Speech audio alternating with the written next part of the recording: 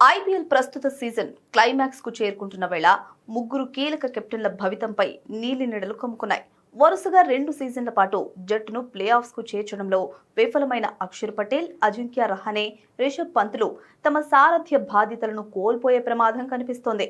Lucknow super giants ఇప్పటికే అధికారికంగా tourney నుంచి నిష్క్రమించగా Kolkata Knight Riders, Delhi Capitals కూడా దాదాపు అదే బాటలో ఉన్నాయి. ఇక ఈ సీజన్లో ఢిల్లీ క్యాపిటల్స్ ను నడిపిస్తున్న అక్షర్ పటేల్ అటు కెప్టెన్ గా ఇటు ప్లేయర్ గా దారుణంగా విఫలమయ్యాడు. 9 ఇన్నింగ్స్ లో కేవలం 100 పరుగులు మాత్రమే చేసిన అక్షర్ అందులో ఒకే ఇన్నింగ్స్ లో 56 పరుగులు సాధించాడు. మిగిలిన 8 ఇన్నింగ్స్ లో కలిపి కేవలం 44 పరుగులు మాత్రమే రాబట్టాడు. అటు బౌలింగ్ లోనూ సరైన పర్ఫార్మర్ కాలేకపోయాడు. 12 మ్యాచ్ల్లో కేవలం 36 ఓవర్లే వేశాడు. ఈ పరిణామాల నేపథ్యంలో ఢిల్లీ మేనేజ్మెంట్ లో వచ్చే ఏడాది మార్పులు జరగనున్నాయి. జేఎస్డబ్ల్యూ బాధ్యతలు తీసుకోనున్న తరుణంలో వ్యూహాత్మక నిర్ణయాల కోసం హేమంగ్ బదాని, వేణుగోపాల్ రావులపై మేనేజ్మెంట్ ఆధారపడుతుంది. ఈ సందర్భంగా అక్షర్ ను కెప్టెన్ గా కొనసాగించే అవకాశాలు తక్కువగా ఉన్నాయి.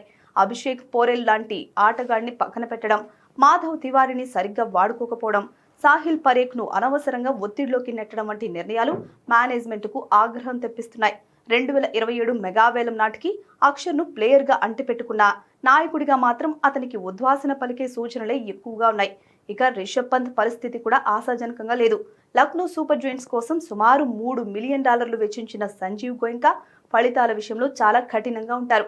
వరుసగా 2 సీజన్లు ఫెయిల్ కావడంతో పంత్ పై వేటు పడ్డం ఖాయంగా కనిపిస్తోంది.